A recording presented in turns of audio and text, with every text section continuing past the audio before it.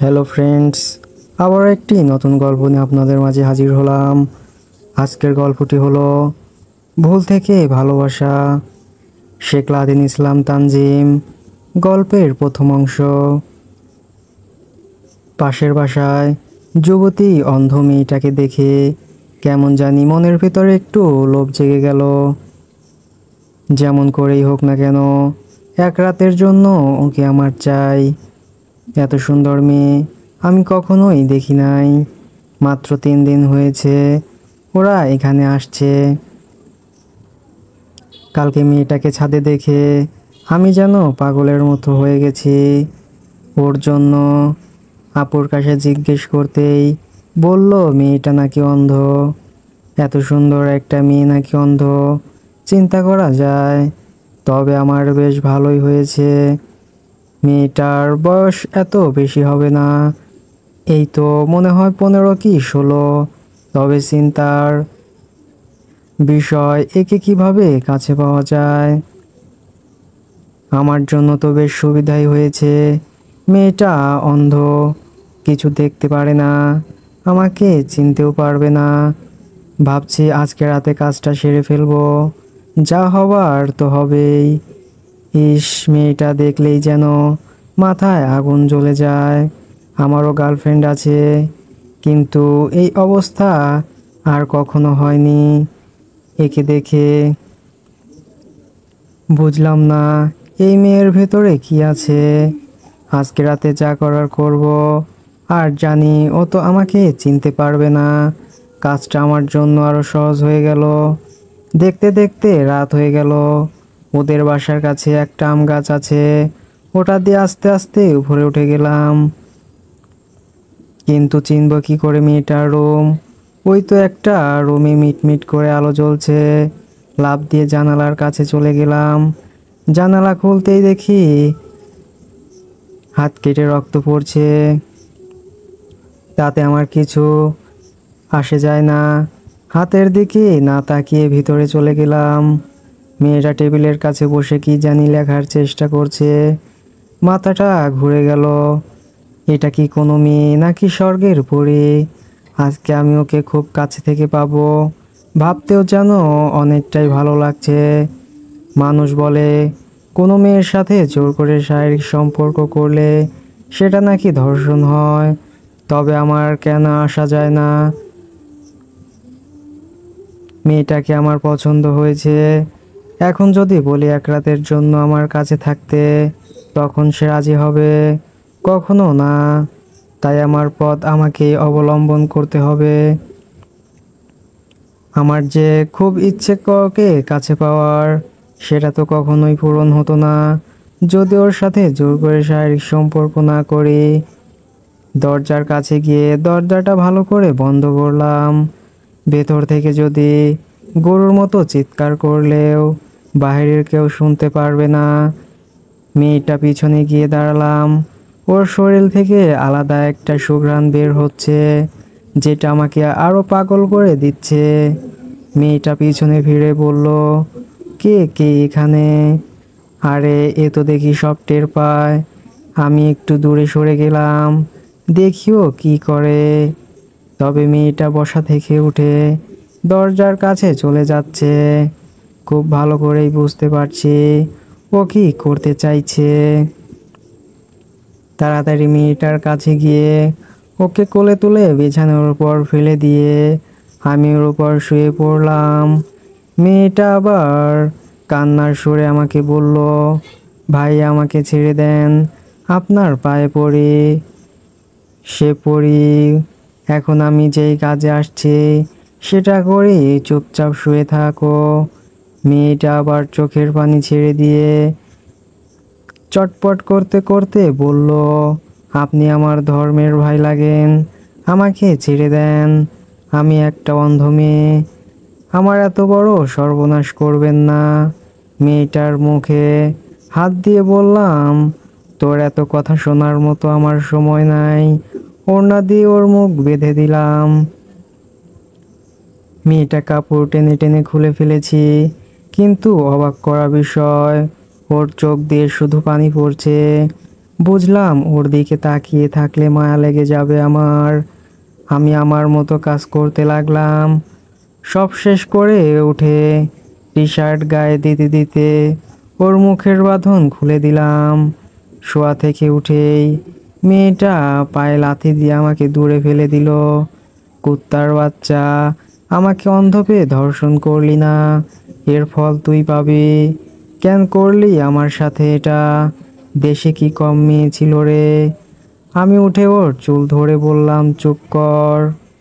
আর বিশেষ করে তোরে আমার প্রথম দেখায় খুব পছন্দ হয়ে গেছে, তাই আমার মন যা চাইছে আমি তাই করছি। আর আমি জানি তুই অন্ধ, আমার কিছুই হবে না। মেয়েটা আমার পুরো মুখটা হাত দিয়ে দেখতে লাগলো। আমি ওর হাত ধরে সরিয়ে বললাম, একটা ফিল খেয়ে নিস। বিছানায় হালকা হালকা রক্তের দাগ আছে। জানালা দিয়ে বের হয়ে পিছনে তাকিয়ে দেখি মেয়েটা বিছানা থেকে উঠতে গিয়ে মেঝেতে পড়ে গেল। বুঝতে পারছি ওর ওপর বেশি অত্যাচার করে ফেলেছি। তবে যাই হোক, আমার মনের আশা তো আজকে পূরণ হয়েছে। আস্তে আস্তে জানালা দিয়ে রুমে আমার প্রবেশ করলাম। এত এত খুশি লাগছে আজকে বলার বাহিরে। যা চেয়েছি তাই পেয়েছি। বক ছেড়ে ধুম নাচতে শুরু করলাম। মনের খুশি যেন ধরে রাখতে পারছি না। আমি যখন এই মেয়েটাকে কাছে চাইবো তখনই পাবো। ইস, কি যে ভালো লাগছে। আমার দেখা প্রথম কোনো সুন্দরী মেয়ের সাথে আজকে শারীরিক সম্পর্ক করলাম। আহ, কি আনন্দ আকাশে বাতাসে। হঠাৎ শুনি কে জানি দরজায় টুকু দিয়ে ডাকছে। আমি গিয়ে দরজা খুলতেই ঠাস ঠাস করে দুইটা চড় পড়লো গালে। তাকিয়ে দেখি আমার বড় বোন। আমি আপুর দিকে হাসি দিয়ে তাকিয়ে বললাম, আপু আজকে আমি অনেক অনেক খুশি। আপুর আগে দৃষ্টিতে তাকিয়ে বলল, এই মাঝরাতে তোর নাচার সময় আমার আমরা কি তোর জন্য ঘুমাতেও পারবো না একটু? আমি, সে পরে ঘুমিয়ে নিস, আগে আমার সাথে নাচ। আমি আপুর হাত ধরে নাচতে লাগলাম। ওই যে নাগিন গানে, ছেলেরা ওই গানে খুব নাচতে পারে। রুমে পড়ে থাকা লাঠিটা দিয়ে আপু ইচ্ছে মতো আমাকে মারতে লাগলো। একটু পর আম্মু আব্বু সব ভাইয়া রুমে চলে আসলো। আমি আম্মুর কাছে গিয়ে দাঁড়িয়ে বললাম, তোমার মেয়ে আমাকে মারছে, দেখছো আম্মু? আপু আমার দিকে তেড়ে এসে বলল, তোরে মারবো না তো কি করব? জান, আম্মু তোমার ছেলে কি করেছে? এই মাঝরাতে বক্সে গান ছেড়ে নাচানাচি করছে, তাও আবার আমাকে বলে নাচতে। বাবার আগে দৃষ্টিতে তাকিয়ে বলল, কিরে নাদেন, মাঝরাতে একাকী শুরু করলি? আম্মু, ও বাবা কি হয়েছে হঠাৎ করে তোর? আমি খুশি মনে বললাম, আম্মু আজকে আমি অনেক খুশি, যা চেয়েছি তাই পেয়েছি। ভাইয়া আমার দিকে তাকিয়ে বলল, দেখলা দেন, এই মাঝরাতে আমরা কেউ তোর নাটক দেখতে আসি নাই, যা গিয়ে ঘুমা। এই খুশিতে আত্মহারা হলে হবে না, সকালে এই খুশি প্রকাশ করিস। আমি আপুর দিকে তাকিয়ে বললাম, ডাইনি কোথাকার, দেখে নিব তোরে। তোরে তো আমি আম্মুর থেকে সরে গিয়ে বললাম, আয় দেখি সাহস থাকলে। বাবা ধমক দিয়ে বলল, এই তোরা যার যার রুমে যা, আর লাদেন চুপচাপ ঘুমা গিয়ে যা। আমি মাথা নিচু করে বললাম, হুম। সবাই চলে গেল, শুধু আপু দাঁড়িয়ে আছে। আমি, আপু চল না একটু ডান্স করি। আপু চোখ লাল করে চলে গেল। যাক বাবা, কি এমন বলে ফেলেছি আমি। দরজা লাগিয়ে বিছানায় শুয়ে আছি, তবে বারবার মেয়েটার মায়াবী দৃষ্টি আমার সামনে ভেসে উঠছে। আপনি আমার ধর্মের ভাই লাগেন, এই কথাটা সব সময় কানের কাছে বাজছে। আমি কি কোনো ভুল করেছি? আরে না না, আমি আবার কি ভুল করব? ও তো অন্ধ একটা মেয়ে, আমার আবার কি করবে? যখন মন চাইবে ওকে ব্যবহার করব। কিন্তু আমি তো এতটা খারাপ ছিলাম না। ওকে দেখার পর কেমন যেন ভেতরের হিংস্র পশুটা জেগে উঠেছে। সত্যি ওর মতো মেয়েই হয় না। আমারও তো গার্লফ্রেন্ড আছে, তবে ওকে দেখে এতটা কাছে টানে না। ওর সাথে কখনো এসব করি নাই, আজকে প্রথমেই মেয়ের সাথে। ওকে কালকে দেখার পর থেকে ভেতরে কেমন কেমন জানি চলছিল। মন চাই যেন মেয়েটার ভেতরে ঢুকে যায়। ইস কি সুন্দর মেয়ে, মাথায় এখনো আগুন জ্বলছে। হঠাৎ বাহিরে কিসের জানি শব্দ হলো। দরজা খুলতেই পাশের বাসায় চিৎকার চেঁচামেচির আওয়াজ শুনতে পারলাম। হয়তো জেনে গেছে ওর মেয়ের সাথে কেউ শারীরিক সম্পর্ক করেছে। তবে আমার কি, আমার কাজ আমি সেরে ফেলেছি। হঠাৎ পিছন থেকে আপু বলল, কি হয়েছে রে লাদেন? এসব কান্না চিৎকার চেঁচামেচি আওয়াজ কোথা থেকে আসছে? আমি, শোনা যাচ্ছে তো পাশের বাসা থেকে। চল তো গিয়ে দেখে আসি। এখন যাবি? সকালে যাই, এত রাতে যাওয়া যাবে না। আপু আমার দিকে আবার রাগী দৃষ্টিতে তাকিয়ে বলল, আরে বোকা, বিপদ কি আর বলে আসে, কখন কার কি হয়। আপু আমার হাত ধরে বাহিরে নিয়ে গেল। এখন আমার ভয় করছে, যেন ধরা না পড়ে যায়। বুকের ভেতরটা মুচড়ে উঠল। বুকটা 3 ইঞ্চি ফাঁক হয়ে সমুদ্রের ঢেউয়ের মতো লাফাতে লাগলো। কলিং বেল বাজতেই আপুর বয়সী একটা মেয়ে দরজা খুলে দিল। আপু জিজ্ঞেস করলো, কি হয়েছে ভিতরে? মেয়েটা কান্না করতে করতে বলল, আমাদের ছোট মেয়েকে কে জানি আজকে রাতে ধর্ষণ করেছে। আপু, রিয়াকে নাকি? মেয়েটা আপুর দিকে তাকিয়ে বলল, হুম। আমি ভয়ে কোনো কথা বলছি না, শুধু আপুর সাথে দাঁড়িয়ে আছি, আর বুকের ভেতরটা কেঁপে উঠছে বারবার। আপু আমাকে নিয়ে উপরে নিয়ে যেতে লাগলো। উপরে গিয়ে দেখি মেয়েটার চোখ বন্ধ। এটা দেখে ভয় হতে লাগলো, ও তো আবার মরে টরে যায় নাই। মেয়েটার মা আপুকে জড়িয়ে ধরে বলল, আমার অন্ধ মেয়েটার সাথে এমনটা কিভাবে করতে পারলো? আপু, রিয়ার তো আবার কিছু হয় নাই। না, তেমন কিছু হয় নাই, তবে ওকে হাসপাতালে নিয়ে যেতে হবে, কান্না করতে করতে বলল। হঠাৎ একটা ছেলে বলে উঠল, আমি ওকে ছাড়বো না। আমার বোনকে কে ধর্ষণ করেছে না, ওর কলিজাটা আমি বের করে নিব। আমার বাবা সেনাবাহিনীর মেজর, আর আমি এই থানার ওসি। আমার বোনের সাথে নষ্টামি। ছেলেটা কান্না করতে করতে বলল, আমি ছাড়বো না ওকে। বিশ্বাস করেন ভাই, ছেলেটার কথা শুনে আমার কলিজায় পানি নাই। ধুর, কেন যে এসব করতে গেলাম। এখন আমি যে কোনো সময় অজ্ঞান হয়ে মাটিতে পড়ে যেতে পারি, এমন অবস্থা হয়েছে আমার। হঠাৎ দেখি বিছানার এক কোণে আমার হাতের ঘড়িটা পড়ে আছে। ওর সাথে জোর করার সময় এমন হয়েছে হয়তো। আজকে আমি শেষ। আপুকে ছেড়ে আস্তে আস্তে লুকিয়ে ঘড়িটা হাতে নিয়ে পকেটে রেখে দিলাম। সবাই রিয়াকে নিয়ে ব্যস্ত, এজন্য আমার ওপর কারো নজর পড়ে নাই। রিয়ার ভাই ওকে কোলে তুলে নিয়ে যাচ্ছে। আমি আপুর দিয়ে তাকিয়ে বললাম, কই নিয়ে যায় আপুকে? হাসপাতালে নিয়ে যাচ্ছে। কিন্তু কে এই কাজ করলো এই অন্ধ একটা মেয়ের সাথে? সি সি, আমি তো ওকে সামনে পেলে। আমি, আপু চলো না, আমার ভালো লাগছে না, ঘুমাতে হবে। আপু আমার দিকে তাকিয়ে বলল, তুই এভাবে ঘেমে যাচ্ছিস কেন? কপালে হাত দিয়ে দেখি সত্যিই আমি কথা কাটানোর জন্য বললাম, আরে আপু চলো তো। আর এমনি আমার আজকে গরম বেশি লাগছে, চলো। তুই এমন করছিস কেন? আজকে বুঝলাম না। আপুকে নিয়ে বাসায় চলে আসলাম। দেখি আব্বু আম্মু দাঁড়িয়ে আছে।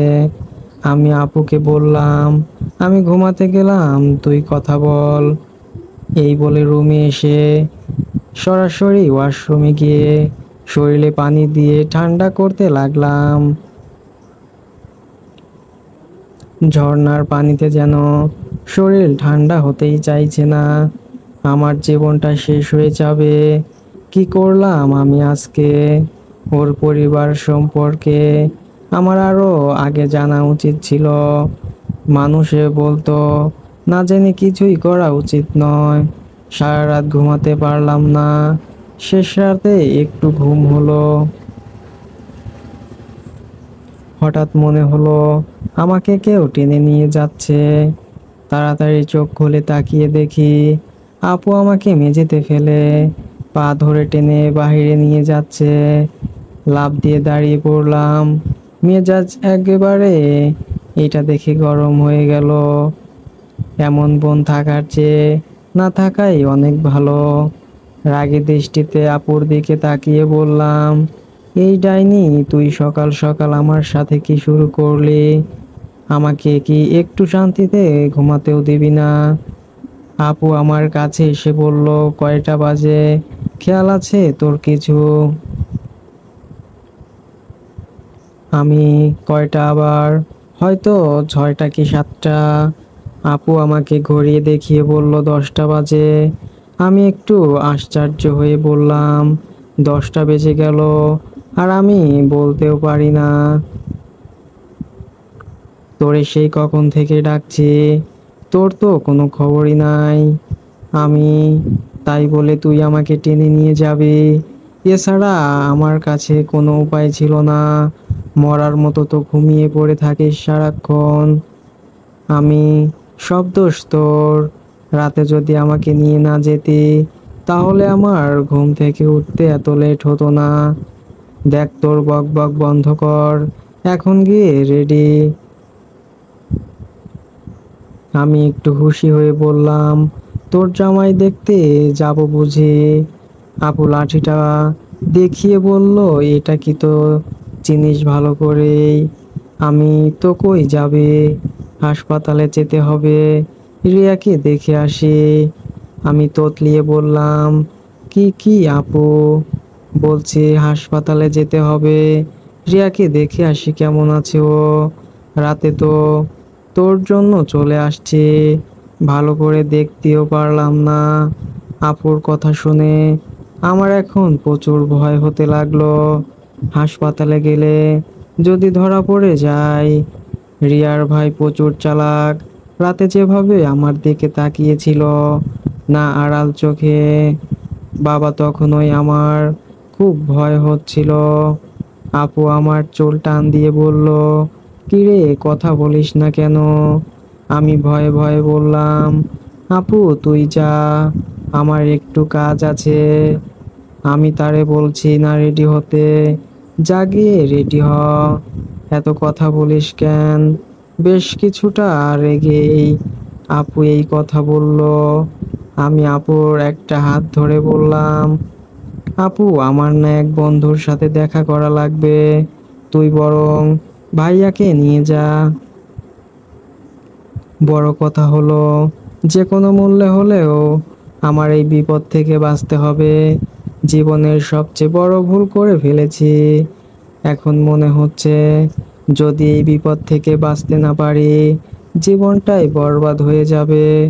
একটু খুশির জন্য কি না করলাম আমি। আপু আমার চোখের দিকে তাকিয়ে বলল, তোর কি মনে হয় ভাইয়া আমার সাথে যাবে? ও তো সারাক্ষণ ওর হবু বউকে নিয়ে পড়ে থাকে, নইলে কি তোরে বলতাম আমি? এবার আমার কপাল দিয়ে রাতের মতো ঘাম ঝরতে শুরু করবে বুঝি। কি এক বিপদে পড়লাম। আপু আমাকে নিয়ে যাবেই, এটা খুব ভালো করেই বুঝতে পারছি। বাঁচার মতো কোনো রাস্তা নেই। আমি, আচ্ছা আপু, তোরে হাসপাতালে দিয়ে চলে আসতে হবে। দেখ ভাই, আমার মাথা গরম করিস না, নইলে রাতের মতো। আমি আর কিছু বললাম না, জানি আপুর সাথে আমি পারবো না। তাই সরাসরি ওয়াশরুমে ঢুকে ফ্রেশ হলাম। রেডি হয়ে বাইরে এসে দেখি আপু হাতে খাবার নিয়ে দাঁড়িয়ে আছে। আমি খুশি হয়ে বললাম, আমার জন্য এত কষ্ট করার কি দরকার আছে আপু? আমি নিজেই তো খেয়ে নিতে পারতাম আপু। আপু আমার দিকে অগ্নি চোখে তাকিয়ে বলল, এসব তোর জন্য না, রিয়ার জন্য। আর চল এখন, এমনি অনেকটা দেরি হয়ে যাচ্ছে। আমি, কিন্তু আপু আমি তো কিছুই খাই নাই। পরে খাবি, সকালে উঠলি না কেন? এখন চল। আম্মু রান্নাঘর থেকে বলল, মিতুর সাথে যা, আর আসার সময় রেস্টুরেন্ট থেকে কিছু খেয়ে আসবি। রাগ করে বাইরে চলে গেলাম। বাসার একটা চাকরের দাম দেয় না আমাকে। মন চায় মাঝে মাঝে নিরুদ্দেশ হয়ে যাই কোথাও। একটা রিক্সা নিয়ে হাসপাতালের দিকে রওনা দিলাম। যত কাছে যাচ্ছি তত যেন বুকের ভেতর ধুকধুকানি বেড়েই চলছে। মনে হচ্ছে যেন এবার আমার সাথে বড় কিছু হবে। আপু আমাকে ধরিয়েই দিবে। ওর জন্য আর পারি না, শুধু আমাকে বিপদে ফেলে। কি করি এখন? হাসপাতালে এসে আপুর পেছন পেছনে যেতে লাগলাম। ভেতরে গিয়ে দেখি রিয়ার ভাই বাইরে একটা ব্রেঞ্চের ওপর বসে আছে। চোখ মুখ একদম লাল হয়ে গেছে। মনে হয় সারা রাত ঘুমোয়নি, নাকি রাগে এমন হয়েছে কি জানি। আমার তো ভেতরে একদম মনে হচ্ছে যেন প্রাণটা বের হবে অবস্থা। রিয়ার ভাই একবার আমার দিকে তাকিয়ে দেখলো। আমি মাথা নিচু করে আপুর পেছনে হাঁটতে লাগলাম। বড় কথা, কোনোভাবে ধরা পড়া যাবে না, বা কারো চোখে সন্দেহ জাগানো যাবে না, নয়তো জীবন শেষ। ভিতরে গিয়ে দেখি রিয়ার আম্মু রিয়ার সাথে কথা বলছে। এটা দেখে একটু ভালো লাগলো আমার। যা করতো আবার কিছু হয় নাই। মনের ভেতরে একটু সাহস জাগলো। তবে রিয়াকে হাসপাতালের বেডে দেখে নিজেকে একটু অপরাধী মনে হচ্ছে।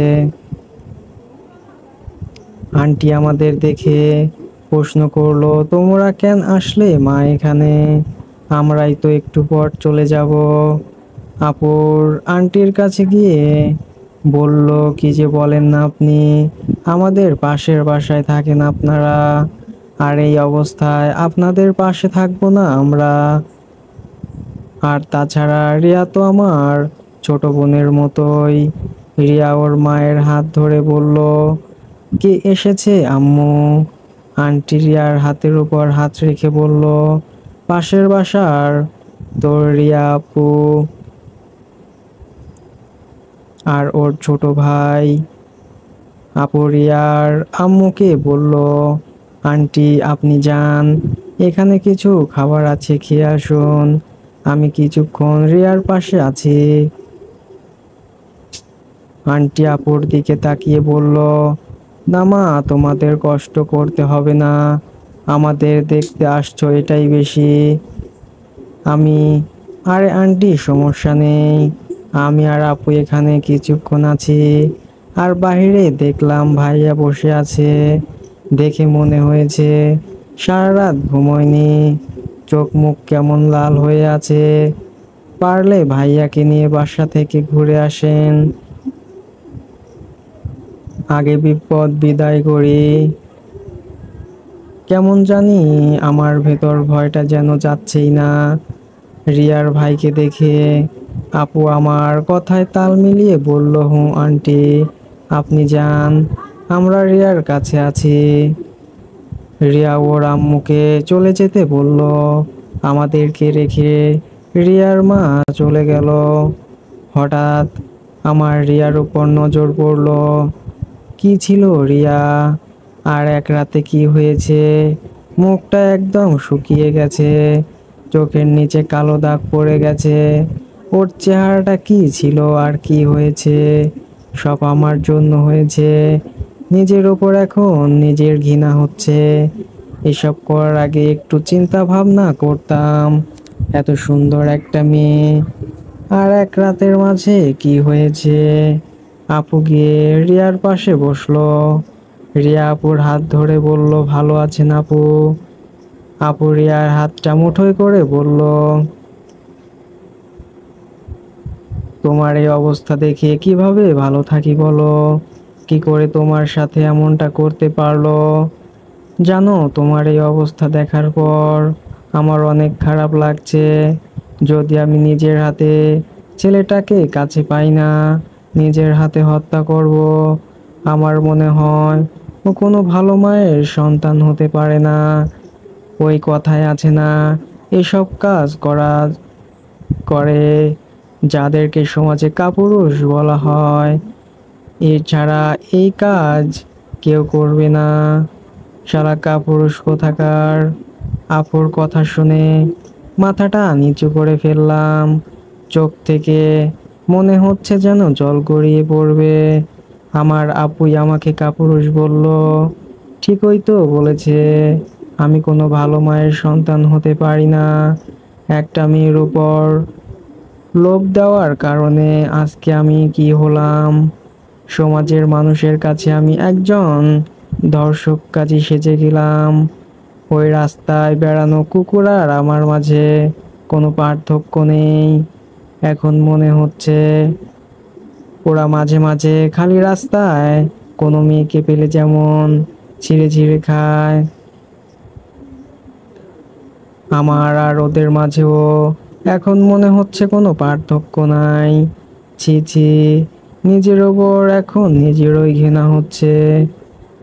রিয়া মিতু আপুর হাত ধরে কান্না করতে করতে বলল, জানেন আপু, আমার অনেক ইচ্ছে ছিল, সব শেষ করে দিয়েছে। আপু রিয়ার চোখের পানি মুছে দিয়ে বলল, কান্না করিও না, সব ঠিক হয়ে যাবে। এসব নিয়ে আর চিন্তা করিও না। এখন বলো তোমার কি ইচ্ছে ছিল, আমাকে বলো, আমি সব পূরণ করব। রিয়া মিথ্যা একটা হাসি দিয়ে বলল, খুব ইচ্ছে ছিল কোনো স্কুলের শিক্ষক হব। স্কুলের ছোট্ট ছোট্ট ছাত্রদের সাথে আমি খেলাধুলা করব, ওদের নিয়ে মজা করব। কখনো যেন আমার সাথে এমন কিছু হবে আমি ভাবতেও পারিনি। আমার সব স্বপ্ন ভেঙে দিয়েছে আপু। আমার কাছে এখন আর তেমন কিছুই নাই। আপু রিয়াকে মিথ্যা আশ্বাস দিয়ে বলল, আরে বোকা মেয়ে, এসব নিয়ে চিন্তা করো কেন? মনে করো এটা এটা একটা অ্যাক্সিডেন্ট ছিল, ভুল করে সব হয়ে গেল। আমি জানি তুমি সব পারবে। যখন সুস্থ হবে আমার কাছে আসবে, আমি তোমাকে পড়াবো। তোমার স্বপ্ন আমি ভেসে যেতে দিব না। রিয়া আপুর কথায় একটু হাসি দিয়ে বলল, আপনি খুব ভালো আপু। তো এখন বলো তোমার কেমন লাগছে? এই তো আপু অনেকটা ভালো। তবে রাতের কথা চিন্তা করলে আপু মনটা চায় আত্মহত্যা করি। আমার সব কিছু যে শেষ হয়ে গেছে। রিয়া আবার কান্না করে বলল, আপু আমি বলছি না এসব নিয়ে চিন্তা করবে না, সব ঠিক হয়ে যাবে। রিয়া আপুর হাতটা ছেড়ে দিয়ে বলল, জানেন আপু, যে আমার সাথে এসব করেছে, আমার তাকে শুধু একবার সামনে থেকে অনুভব করার খুব ইচ্ছে আছে। তাকে শুধু একটা প্রশ্ন করব, এই অন্ধ মেয়েটার সাথে এমনটা না করলে কি হতো না? ওকে একবার সামনে পেলে বলল, জানেন, একটা অন্ধ মেয়ের পৃথিবীর আলো দেখার মতো ক্ষমতা তার নাই।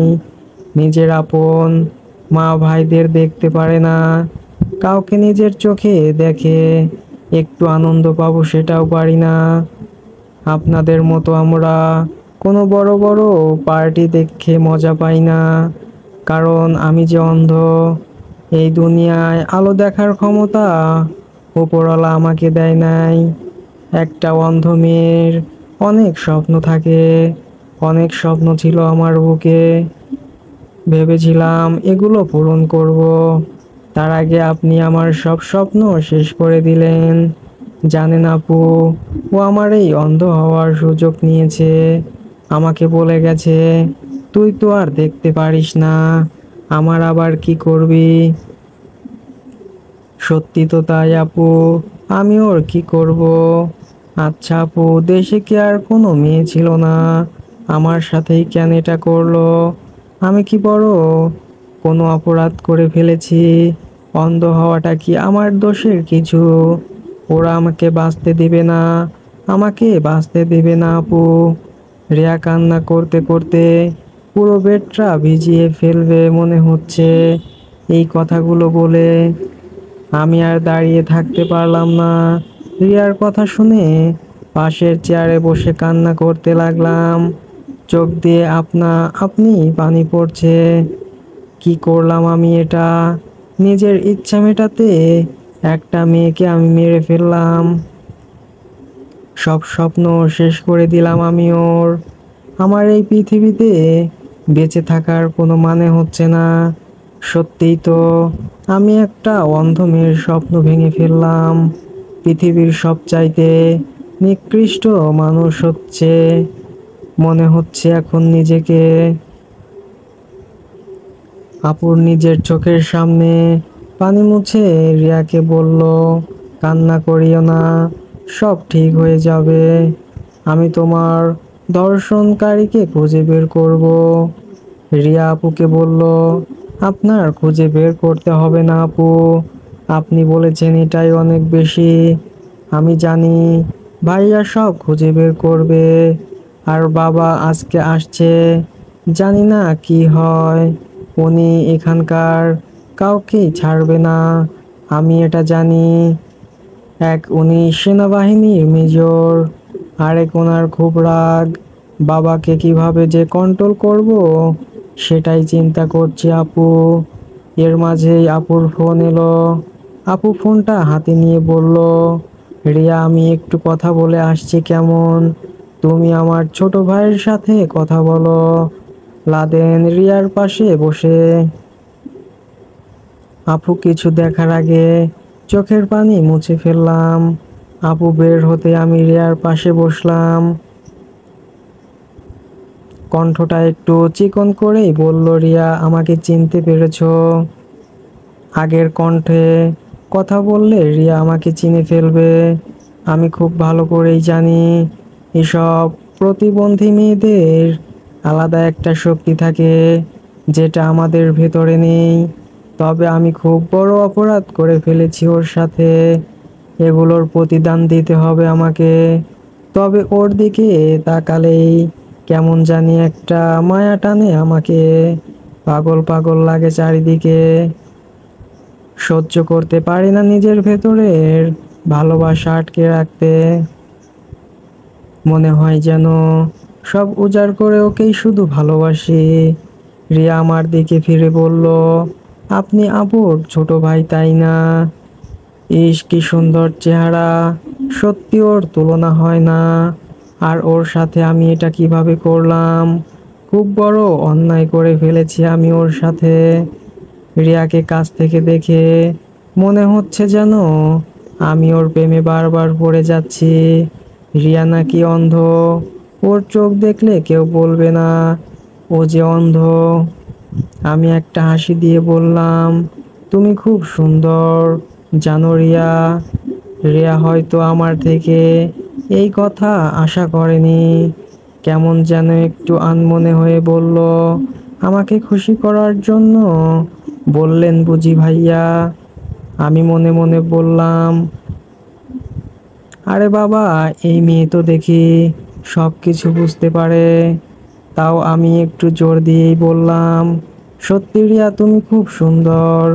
দূর থেকে কেউ দেখলে তোমাকে অন্ধ বলবে না, যে কেউ দেখলে তোমার প্রেমে পড়ে যাবে। আমার তো তোমাকে প্রথমেই দেখে কেমন জানি ভেতরে একটু প্রেম প্রেম ভাব হয়ে গেছে। সত্যি এখন আমার রিয়ার ওপর একটা আলাদা মায়া জমে গেছে। আর রিয়াকে খুশি করার জন্য এই কথা বললাম। রিয়া উঠে বসে বলল, ভাইয়া তো দেখি খুব ভালোই মজা করতে পারেন। আমি তোমার মনে হয় কি আমি মজা করছি? রিয়া আবার মুচকি হেসে বলল, আপনি খুব মজার মানুষ। আপনার সাথে কথা বলে খুব ভালো লাগলো। মনটা একটু হালকা হয়েছে। তবে আফসোস, আপনাকে দেখতে পারছি না। আমি হাসি দিয়ে বললাম, মনে মনে আমাকে অনুভব করতে তো পারছো। তাই করার চেষ্টা করছি। আচ্ছা ভাইয়া, আপনার নামটা কি? আমি মজা করে বললাম, ভাইয়া বলিও না, কলিজায় আঘাত লাগে। রিয়া এবার হাসি দিয়ে বলল, জান ভাইয়া, আপনিও না। আমি, যাক, তোমার তো খুশি করতে পারলাম। আমি চাই না তোমার মন খারাপ থাকুক। আর আমার নাম শেখ লাদেন ইসলাম তানজিম। তুমি চাইলে লাদেন বলতে পারো। না, সে কিভাবে বলি? আপনি আমার বড় ভাইয়ের মতো। আমি, তোমার মুখে ভাইয়া শুনতে ভালো লাগছে না। আমি একটা অন্ধ মেয়ে জানেন। আমি এবার রেগে বললাম, অন্ধ হয়েছে তো কি হয়েছে? তাই বলে তুমি মানুষ না? অপরাধ করেছি তো। আ আ আর কিছু বললাম না, চুপ করে বসে আছি। সত্যিই তো অপরাধ করছি আমি। এর শাস্তি তো আমাকে পেতে হবে। একটা নিরীহ মেয়ের সাথে কেন এমন হবে? আমি ওর বিনিময়ে যা দরকার আমি সব করব রিয়ার জন্য। আমি চাই না ওকে আর কষ্ট দিতে। যতই দেখি যেন ওকে মন ভরে না, শুধু দেখার ইচ্ছা করে। জানি এটা প্রেম কি। এর মাঝে রিয়া বলে উঠল, ভাইয়া আছেন নাকি চলে গেছেন? আমি রিয়ার কথার উত্তর দিয়ে বললাম, আরে না রিয়া, আছি। তোমাকে একা রেখে কই যাব? আপনার তো যাওয়ার কত জায়গা আছে। আমি, আরে তুমিও না, কি যে বলো, আপুর মতো। আচ্ছা রিয়া, তুমি সুস্থ হও আগে, তারপর তোমাকে একদিন ঘুরতে নিয়ে যাব। ঘুরতে গেলে কি আর হবে ভাইয়া, বাইরের কিছুই তো দেখতে পারবো না। আমি রিয়ার দিকে অপলক দৃষ্টিতে তাকিয়ে আছি। ও কি বলছে মাথায় ঢুকছে না। বারবার যেন আমি ওর প্রেমে পড়ে যাচ্ছি। তবে আমি যে ওর কাছে অপরাধী। যদি রিয়া কখনো এই কথা জানতে পারে, কখনো হয়তো আমার সাথে কথা বলবে না। মাপ তো দূরের কথা, দূর থেকে দেখেই আমাকে ঘৃণা করবে। এর মাঝেই হঠাৎ করে রিয়ার ভাই রুমে ঢুকলো। তার মানে এই আপদ এখানেও বিদায় হয় নাই। যেখানে বাঘের ভয় সেখানেই নাকি সন্ধ্যা হয়। আমারও তখন তাই হচ্ছে মনে হয়। আমি বসা থেকে দাঁড়িয়ে গেলাম। রিয়া আবার আমাকে খুঁজতে খুঁজতে বলল, কি ব্যাপার ভাইয়া, আপনি একটু পর পর কোথায় চলে যান? কথা বলেন না কেন? আমি চুপ করে দাঁড়িয়ে আছি। রিয়ার ভাই আমার দিকে বড় বড় চোখে তাকিয়ে আছে। এমনকি আমার চারিদিকে গোল গোল করে ঘুরছে আর আমাকে দেখছে। আমার আজকে মনে হয় না যে বাঁচার মতো কোনো পথ খোলা আছে। একবার শুধু ওর হাত থেকে বাঁচি। এই তো আপু এসে গেছে। আপু এসেই রিয়ার ভাইকে প্রশ্ন করলো, কি ব্যাপার, আপনি আমার ভাইকে এভাবে ঘুরে ঘুরে দেখছেন কেন? আমি গিয়ে আপুর পেছনে দাঁড়ালাম। রিয়ার ভাই একটু চমকে দিয়ে বলল, না, এমনি দেখছি আর কি তোমার ভাইকে। একটা কথা শুনেন, আমার ভাইকে খারাপ মনে করবেন না। ও আমাদের কথা ছাড়া ঘর থেকে এক পাও নাড়ায় না। কি করবে না করবে সব আমাদের থেকে অনুমতি নিয়ে করে। এজন্য বলছি সাবধান, আমার ভাইকে সন্দেহ করবে না একদম। রিয়া মুখটা কালো করে বলল, ভাইয়া তুই পাগল হয়ে গেলি, ওরা আমাকে দেখতে এসেছে আর তুই। রিয়ার ভাই আমার দিকে হাত বাড়িয়ে বলল, হাই আমি রাসেল। আমিও গিয়ে হাত মিলিয়ে বললাম, আমি লাদেন। চোরের মতো থাকলে জানি সন্দেহ করবে, তাই বুকের মাঝে একটু সাহস রাখা লাগবে। রাসেল দ্বিতীয়বার আমার দিকে তাকিয়ে বলল, সরি। আমিও একটা হাসি দিয়ে বললাম, সমস্যা নেই ভাইয়া, আপনার অবস্থা আমি এখন বুঝতে পারছি। কোনো ভাইয়া বলবে না, আমি তোমার সমবয়সী, তাই রাসেল নামে বলতে পারো। আচ্ছা তোমরা কথা বলো, আমি বাহিরে আছি। আপু রিয়ার কাছে যেতে যেতে বলল, সমস্যা নেই, আপনি বাসায় চলে যান, আমরা এখানে আছি, বাহিরে থাকতে হবে না। রাসেল হাসি মুখে বের হয়ে গেল। রিয়া আপুর হাত ধরে বলল, লাদেন ভাই আছো নাকি এখানে? রিয়ার মুখ থেকে ভাই নামটা শুনে অনেক খারাপ লাগলো। আমি আপুর পেছনে দাঁড়িয়ে বললাম, আছি রিয়া, বলো। সরি, আসলেই ভাইয়ার মাথা একটু গরম তো, এই জন্য এমন হয়েছে। আমি হাসি মুখে বললাম, আরে সরি বলতে হবে না, আমি বুঝতে পারছি। আপু আমার দিকে তাকিয়ে বলল, লাদেন তুই না কোথাও যাবি? আমি আপু বলছিলাম তো। আচ্ছা যা তাহলে, আর বেশি দেরি করে বাসায় যাবি না। রিয়া আচমকা বলল, ভাইয়া কোথায় যাবেন? আমি রিয়ার কথার জবাব দিয়ে বললাম, ওই এক বন্ধুর সাথে দেখা করতে। রিয়া হাসি মুখে বলল, মেয়ে বন্ধু বুঝি? আপু হেসে হেসে বলল, তুমি জানো কিভাবে রিয়া? রিয়াও হাসি দিয়ে বলল, এই তো আপু, অনুমান করে বললাম। আমি বাবা, এই না হলে আমার বড় বোন নিজের ভাইয়ের মান ইজ্জত সব ভাসিয়ে দিবে বুঝতে পারছি, আর আমার তো কোনো মেয়ে বন্ধুই নেই। রিয়া চোখ বন্ধ করে বলল, জানার মিথ্যা বলতে হবে না, আপনার জন্য অপেক্ষা করছে বুঝি বেচারা। আমি বোকা বোকা চোখে আপুর দিকে তাকিয়ে বললাম, আপু তোরা আমাকে নিয়ে কি শুরু করলি? আপু হাসি দিয়ে বলল, রাগ করিস না, এমনি মজা করলাম, তুই যা। আমি যেতে যেতে বললাম, রিয়া তোমার সাথে দেখা হয়ে খুব ভালো লাগলো।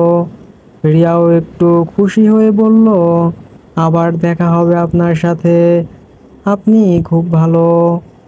কতটা ভালো তো আমি জানি, মনটা চায় নিজেকে নিজে খুন করে ফেলি।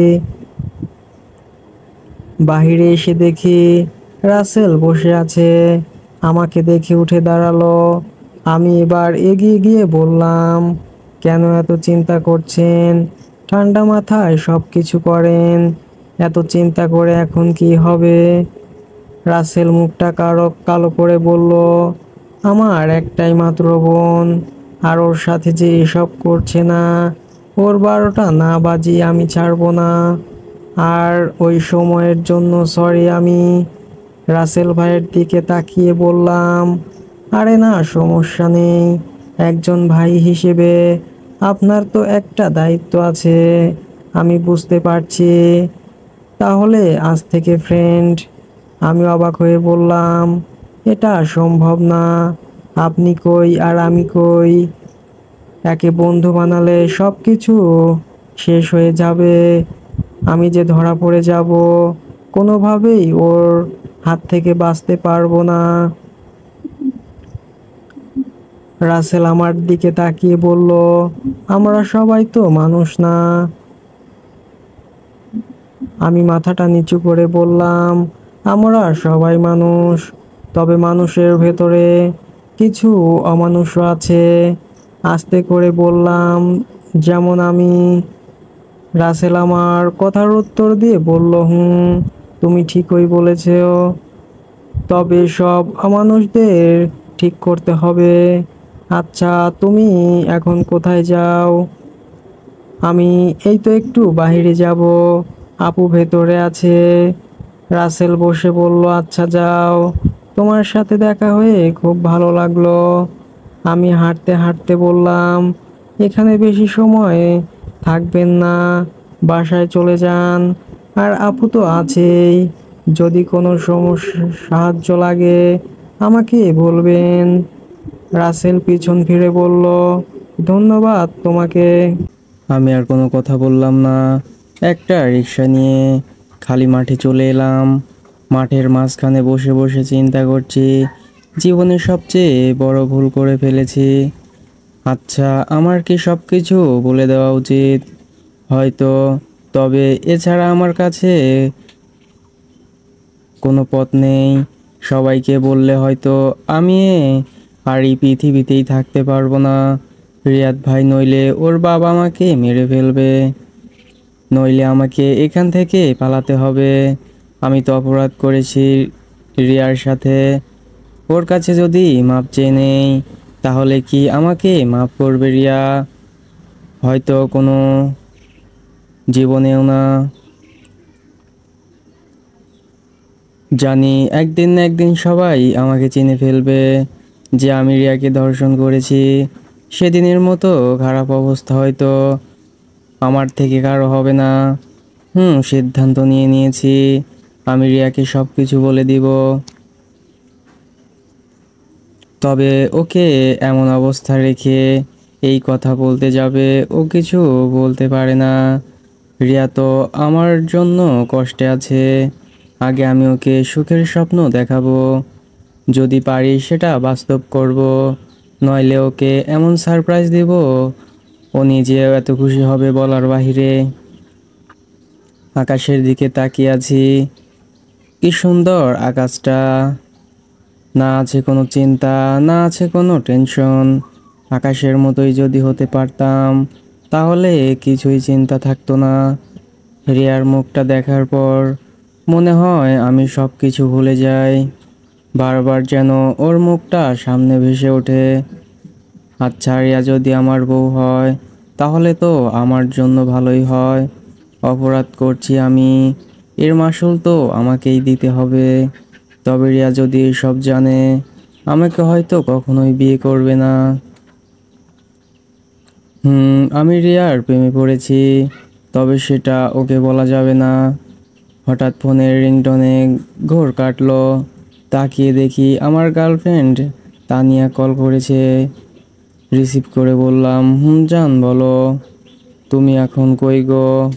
আমি একটু আনমনে বললাম, এই তো ফাঁকা মাঠে বসে আছি। আমাকে বলতা আমি চলে আসতাম।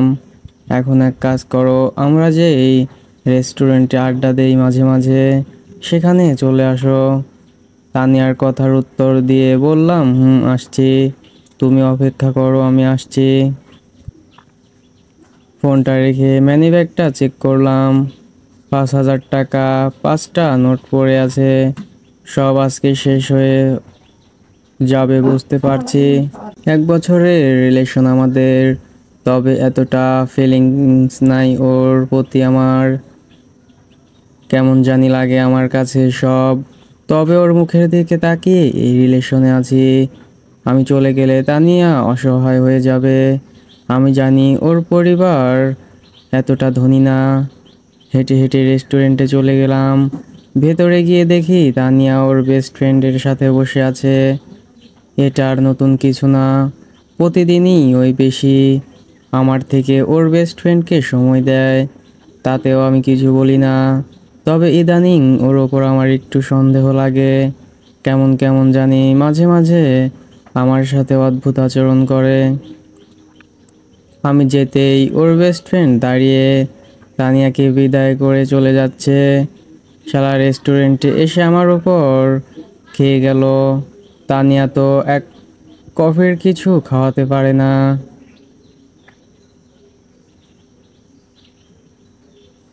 এক তো আমার উপর খায়, আবার ওর বেস্ট ফ্রেন্ডকেও মনটা চায় মাঝে মাঝে।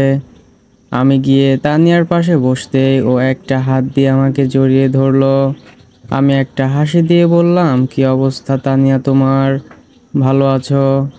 তানিয়া একটু ভঙ্গির সুরে নাটক করে বলল, বাবু, আমি তোমাকে ছাড়া কিভাবে ভালো থাকি বলো? তুমি আমাকে যে আজকে একবারও কল দিলে না, এজন্য আমি তোমার উপর রাগ করেছি। মেয়েদের সব অঙ্গি ভঙ্গি দেখলে শরীরটা জ্বলে যায়। এসব নাটক না করলে আমার মনে হয় ওরা থাকতে পারবে না। তাই একটু হাসি দিয়ে বললাম, বাবু আজকাল একটু বেশি বিজি আছি। হঠাৎ তানিয়ার ঠোঁটের উপর নজর পড়লো। কেমন জানি লিপস্টিক এলোমেলো হয়ে ঠোঁটে লেগে আছে।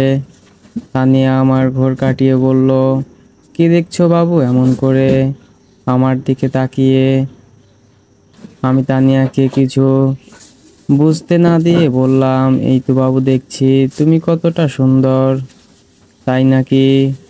আচ্ছা চলো না আমরা খুব তাড়াতাড়ি বিয়ে করে নেই, আমার তো আর সহ্য হচ্ছে না। কি ব্যাপার আজকে হঠাৎ করে ও বিয়ের কথা বলছে কেন? আমার তো কিছুই ঢুকছে না। আমি একটু অবাক হয়ে বললাম, হঠাৎ বিয়ের কথা বললে কেন তানিয়া? তানিয়া আমার হাত জড়িয়ে বলল, কতদিন আর একা একা থাকবো বলো, তোমাকে ছাড়া আর ভালো লাগে না। তাই বলছি চলো না আমরা বিয়ে করে নেই। আমি তানিয়ার হাত ছাড়িয়ে বললাম, বিয়ে অনেক দেরি আছে, তুমি তো জানো আমার বড় ভাইয়ের বিয়ে সামনের সপ্তাহে। এরপর আমার বড় বোন আছে, সব ঝামেলা মিটিয়েই তারপর আমি বিয়ে করব। এটা বলতেই তানিয়া মুখটা কালো করে বলল, তাহলে তো অনেক পর, এতদিন আমি সহ্য করতে পারবো না বুঝলে বাবু।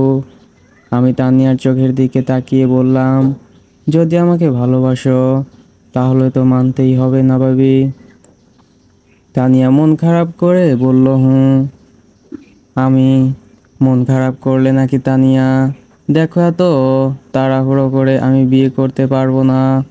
তানিয়া দাঁড়িয়ে বলল, আচ্ছা তাহলে আমি আজকে আসি কেমন? এই মুহূর্তে ওয়েটার এসে বলল, ম্যাম বিলটা। তানিয়া আমাকে দেখিয়ে বলল, তোমার স্যার দিয়ে দিবে।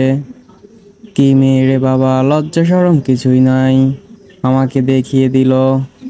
তুই খাবি খা, সাথে আরেকটা ক্যান নিয়ে আসিস। তানিয়া হাতে ইশারা করে বলল, আসি বাবু, কালকে দেখা হবে। তানিয়া চলে যেতেই আমি ওয়েটারকে ডেকে বললাম, এখানে আসো। ওয়েটার আমার কাছে এসে বলল, হুঁ স্যার বলেন। তুমি তো জানো আমি এখানে মাঝে মাঝে আসি। হুম ভাইয়া। আমি ওর হাত থেকে বিলের কাগজটা নিয়ে বললাম, তোমার ম্যাম কি ওই ছেলেটার সাথে কিছু করার চেষ্টা করে? ছেলেটা জবাবে বলল, সরি স্যার, এসব বলতে মানা আছে, ম্যাম না করেছে। আমি ছেলেটার হাতে 500 টাকা দিয়ে বললাম, এখন বলো। ছেলেটা হাসি মুখে বলল, ওরা তো প্রতিদিনই আপনি চলে যাওয়ার পরেও আসে, আর একে অপরের ওই কি যেন বলে, ও হ্যাঁ মনে পড়েছে, লিপ কিস। ওরা তো একে অপরকে লিপ কিসও করে। এটা শুনে আমার মাথা গরম হয়ে গেল। বেস্ট ফ্রেন্ড বানিয়ে আমাকে লুকিয়ে এসব করে। ওয়েটারের বিল দিয়ে বসে আছি আমার টাকা খেয়ে, আমার সব কিছু খেয়ে বেঁচে আছে, আর আমার সাথে ধোকা। দেখ আমি কি করি। হঠাৎ পিছন থেকে কে জানি ডাক দিল, লাদেন। পিছনে তাকিয়ে দেখি বড় ভাই আর ভাইয়ের হবু বউ। আমি উঠে গিয়ে ওদের টেবিলে বসলাম। তবে ভাবের সাথে কিন্তু আমার খুব ভাব আছে, মনে উনি আমাকে খুব আদর করে। আমি ভাবিকে আমাকে দেখে বলল, কি ব্যাপার লাদেন, মন খারাপ? আমি ভাবির দিকে তাকিয়ে বললাম, একটু মন খারাপ না ভাবি, অনেকটাই মন খারাপ। ভাই আমার দিকে তাকিয়ে বলল, কি হয়েছে রে লাদেন? সাথে ভাবিও তাল মিলিয়ে বলল, হুঁ ভাই বল কি হয়েছে? আমি ভাবের দিকে তাকিয়ে বললাম, জানেন ভাবি, ইদানিং তানিয়ার ব্যবহার আমার কাছে ভালো লাগছে না। কেমন জানি অদ্ভুত অদ্ভুত ব্যবহার করে আমার সাথে। আমার যে গার্লফ্রেন্ড আছে এটা আমার পরিবারের সবাই জানে, আমিও বলে দিয়েছি। ভাবি একটা হাসি দিয়ে বলল, আরে পাগল, এই নিয়ে এত চিন্তা করো কেন? খোঁজ খবর নিয়ে দেখো, তাহলেই তো হয়ে যায়। আমি দাঁড়িয়ে বললাম, আচ্ছা ভাবি, তাহলে আজকে আসি। আপনাদের বিরক্তি করে লাভ নেই, এখানেই চলে যাব আমি। যেতে হবে, নইলে আপু পিঠের চামড়া তুলে নিবে। ভাই আমাকে প্রশ্ন করলো, শুনছি তুই সকালে কিছু খেয়ে আসিস নাই, বস কিছু খেয়ে যা। আমি বসে বললাম, ভাইয়া, তুই ঠিকই বললি, খুব খিদে পেয়েছে, তবে টেনশনে কিছুই খেতে পারছি না। ভাবি খেতে খেতে বলল, প্রেম করো আরো, প্রেমের যে কি জ্বালা রে ভাই। আমি ভাবিকে খোঁচা দিয়ে বললাম, আমি বুঝি একা প্রেম করি, আর তুমি যে ভাইয়ার সাথে 3 বছর প্রেম করছো, সেটা কি না জানি আমার ভাইয়ের কত টাকা খরচ করছে। ভাবি একটা হাসি দিয়ে বলল, আমি তোমার ভাইয়ের টাকা খরচ করি না, তোমার ভাই যেই কিপটার কিপটা, জিজ্ঞেস করো এই যে খাচ্ছি, 1 টাকাও কি বিল দেবে নাকি তোমার ভাই?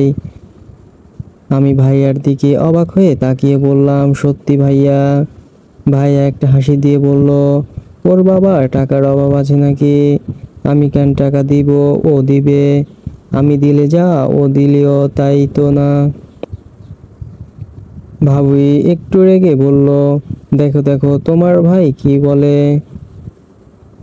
আমি বুঝছি আমাকেও ভাইয়ার মতোই হতে হবে। খাওয়া দাওয়া শেষ করে বিদায় নিয়ে বাসার দিকে যেতে লাগলাম। তবে এখন কেন জানি বাসায় যেতে মন চায় না। মনের ভেতর অজানা একটা ভয় যেন থেকেই যায়।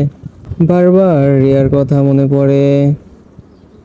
আজকে শুনছি রিয়ার বাবা আসবে, উনি নাকি সেনাবাহিনীর মেজর। যদি একবার আমাকে ধরতে পারে না, কিভাবে যে আমাকে পিটিয়ে মারবে তার কোনো হিসেব নেই। বাসার কাছে গিয়ে দেখি সেনাবাহিনী পুলিশ অভাব নেই। মনে হয় রিয়ার বাবা চলে আসছে। বাইরে বেশি দাঁড়িয়ে থাকলে সন্দেহ করবে। কলিং বেল বাজাতেই আপু এসে দরজা খুলে দিল। কিরে, এতক্ষণ কই ছিলি? আপু ভেতরে যেতে যেতে বলল। আমি ভেতরে গিয়ে সোফায় বসলাম। মনে হচ্ছে যেন আজকে আমার উপর দিয়ে বড় একটা ঝড় গেল। সামনে যে কারো কত কিছু হতে পারে তার কোনো হিসেব নেই। আগুনে হাত দিয়ে দিয়েছি, হাত তো পুড়বেই। আপু আমার কাছে এসে বলল, কিরে, আমি তোরে কি বলছি? আমি আড়াল থেকে আপুর দিকে তাকিয়ে বললাম, এই তো ভাই আর ভাবির সাথে ছিলাম। আপু আমার পাশে বসে আমার দিকে তাকিয়ে বলল, তুই ভাই আর ভাবিকে কোথায় পেলি? আমি, কোথায় আবার, ওরা তো রেস্টুরেন্টে ছিল। বুঝি না সারাদিন কি ওদের ঘোরা লাগে। আমি, নতুন নতুন প্রেম তো একটু মজা করতে দে। আপু আমার দিকে আবার রাগী চোখে তাকিয়ে বলল, ওদের নতুন প্রেম না। আমি চোখ বন্ধ করে বললাম, সেই যাই হোক আপু, আমি এখন একটু ঘুমাবো। এমনি রাতে ঘুমোতে পারিনি। কিছু খেয়ে আসছিস? আমি, আপু। আচ্ছা, রিয়াকে নিয়ে কি চলে আসছে বাসায়? আপু সোফা থেকে উঠে বলল, নিয়ে আসছে। আমিও তো সাথে করে আসছি। আমি রুমে যেতে যেতে বললাম, আম্মু আর আব্বু কই? ওদের তো দেখতে পাচ্ছি না। আপু কোনো কথা বলল না, চুপ করে কি চিন্তা করছে। আমি দাঁড়িয়ে আবার আপুর কাছে গেলাম। আপুর হাত ধরতেই বলল, কে কে? আমি অবাক হয়ে আপুর দিকে তাকিয়ে বললাম, একটু আগে কি সুন্দর করে কথা বলছিলি, আর এখন ওই চিন্তায় মগ্ন। বাবা, খুব ভালো। মনে হচ্ছে যেন এটাই প্রেমে পড়ার লক্ষণ।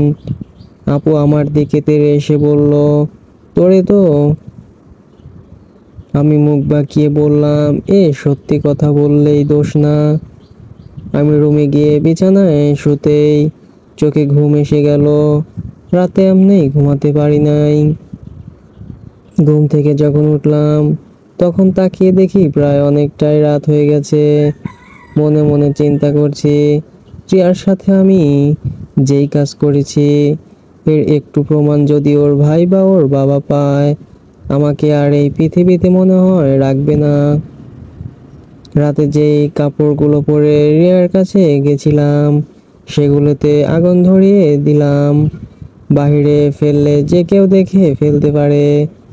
একটু পর আমার আপু আমার রুমে আসলো। এসেই বড় বড় চোখে আমার দিকে তাকিয়ে আছে। আমি কিছু না জানার ভান করে বললাম, কি হয়েছে আম্মু, তোমরা হঠাৎ আমার রুমে? আপু রেগে বলল, কি হয়েছে না, তুই কাপড়ে আগুন দিয়ে জ্বালিয়ে দিলি কেন? আমি, আপু বলিস না, যেই মশা তাই মশার হাত থেকে বাঁচার জন্য এসব করতে হয়েছে। আম্মু আমার কাছে এসে আমার মাথায় হাত দিয়ে বলল, পাগল টাগল হয়ে গেলি নাকি? হঠাৎ এসব কি আজে বাজে কাজ করা শুরু করলি? আমি, আমার মাথা গরম করিও না, তোমাদের এত কথা আমি শুনতে পারবো না। আপু আমার দিকে চোখ রাঙিয়ে চলে গেল। পিছন পিছন আম্মু চলে গেল। যাক বাবা, বাঁচা গেল। আজ 2 দিন হলো ঘর থেকে এত বাহির হই না। যাই একটু বের হয়েছি অল্প অল্প, যাতে কেউ সন্দেহ করতে না পারে। আজকে রিয়াদের বাসায় যাব, ওকে একটু দেখে আসি, নইলে ও আবার আমাকে বলবে আপনি খুব স্বার্থপর, আমাকে একদিনও দেখতে আসেননি। আর ওরাও যাতে আমাকে সন্দেহ করতে না পারে, এজন্য এই কাজ। রুম থেকে বের হয়ে রিয়াদের দরজার সামনে গিয়ে দাঁড়ালাম। তবে পরিবেশটা হঠাৎ করে এতটা নীরব হয়ে গেল কেন, কিছুই মাথায় ঢুকছে না। ওরা আবার নতুন করে কোনো প্ল্যান করছে না তো? বলা তো যায় না। কলিং বেল বাজতেই সেই দিনের আপুটা দরজা খুলে দিল। ভদ্রতার খাতিরে জিজ্ঞাসা করলাম, ভালো আছেন আপু? এই তো ভালো আছি। তুমি মিতুর ভাই না? আমি, জি আপু, আমি মিতুর ভাই। রিয়াকে দেখতে এসেছো তাই তো? আমি, জি জি। রিয়া এখন কেমন আছে আপু? উনি একটা হাসি দিয়ে বলল, যাও নিজের চোখে দেখে আসো গিয়ে। আমি মাথাটা নিচু করে বললাম, আপু আপনাকে তো। আমাকে আর কিছু বলতে না দিয়ে বলল, আমাকে চিনতে পারছো না তাই তো? আমি, হুঁ আপু, রাসেলের সাথে তো তোমার পরিচয় হয়েছে। আমি, হয়েছিল হাসপাতালে। আপনি কি রাসেল ভাইয়ার বউ নাকি? ভাবি একটু লজ্জা পেয়ে বলল, হুম। আমি, সরি ভাবি, আপনাকে চিনতে পারি নাই। আরে তুমি কি আমার পরিচয় জানো যে চিনবে? আচ্ছা যাও, ভেতরে গিয়ে রিয়ার সাথে দেখা করে আসো। আমি আর কোনো কথা বললাম না। আমি জানি রিয়ার রুমও পড়ে, তাও পিছনে ফিরে ভাবিকে জিজ্ঞেস করলাম, ভাবি রিয়ার রুমটা কোন দিকে? এটা জিজ্ঞেস না করলে যদি আমাকে সন্দেহ করে। এখন সব কিছুতে যেন মনের ভেতরে একটা ভয় জমে গেছে। ভাবি আমার দিকে তাকিয়ে বলল, আগে বলো একবার ভাবি আরেকবার আপু, এটা কি হুম? আমি একটু হাসি দিয়ে বললাম, আপু এজন্যই বলছি, আমি তখন আপনাকে চিনি নাই, এখন তো চিনতে পারছি, আপনি রাসেল ভাইয়ের বউ, তাই ভাবি। উনি আমার কথার উত্তর শুনে হাসতে লাগলো। হেসে হেসে বলল, ভাই তুমি তো দেখি খুব যুক্তি দিয়ে কথা বলতে পারো, রিয়ার রুম উপরে যাও। আমি একটা হাসি দিয়ে সিঁড়ি দিয়ে উপরে উঠতে লাগলাম। আরে এ তো রিয়ার মা নিচে নামছে। আমাকে দেখে বলল, যাও রিয়া উপরে আছে। আমি আন্টির কথা শুনে একটু হাসি দিলাম। কি ব্যাপার, এই বাসার সবাই কি আমাকে চিনে ফেললো নাকি? সবাই আমাকে আমন্ত্রণ জানাচ্ছে রিয়াকে দেখার জন্য। কোনো কিছু আবার টের পেয়ে গেল না তো? ধুর, এসব কিছু না। আগের মতো আর ভুল করলাম না। দরজায় দাঁড়িয়ে ভেতরে উকি দিয়ে দেখি সেই দিন রাতের মতোই রিয়া টেবিলে বসে বসে কি জানি লেখার চেষ্টা করছে। আমি দরজায় টোকা দিয়ে বললাম, রিয়া ম্যাম, আমি কি ভেতরে আসতে পারি? রিয়া আমার কথা শুনে আমার দিকে মুখ ফিরিয়ে বলল, লাদেন ভাইয়া নাকি? আমি রিয়া আমি। রিয়া টেবিল ছেড়ে দাঁড়িয়ে বলল, বাহিরে কেন দাঁড়িয়ে আছেন, ভেতরে আসেন। আমি রিয়ার কথা শুনে বিছানায় বসলাম, আর রিয়া বিছানার উপর শুয়ে পড়লো একটা বালিশ নিয়ে। আমি রিয়ার মুখের দিকে তাকিয়ে বললাম, কি ব্যাপার রিয়া, এত খুশি খুশি লাগছে কেন আজকে তোমাকে? না ভাইয়া, এমনি। তবে মনটা আজকে একটু হালকা হয়েছে। আমি একটু রেগে বললাম, আমি তোমার উপর খুব রাগ করেছি রিয়া। রিয়া একটু অবাক হয়ে বলল, কেন ভাইয়া? আমি আবার ভাইয়া বলছো?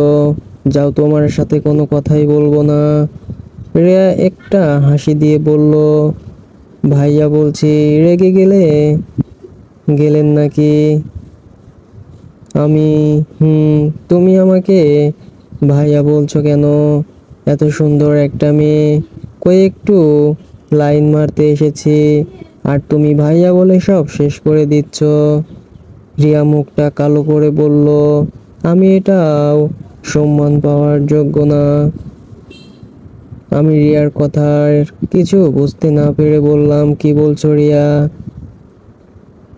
আমার সাথে মানুষ কথা বলতে আসে না। সবাই আমাকে কেমন জানি ঘৃণা করে দূর থেকে, কারণ আমি যে অন্ধ। জানেন, এক সময় আমি মনে করতাম আমার জন্ম হয়েছে অন্ধকারে। তখন আমি বুঝতে পারলাম না। তখন মনে করতাম আমি বড় হলে হয়তো আলো দেখতে পাবো। আর যখন বড় হয়েছি, আমি এখন খুব ভালো করেই বুঝতে পারি আমার যে এই পৃথিবীর আলো দেখার ক্ষমতা নাই। আমি অন্ধ একটা মেয়ে।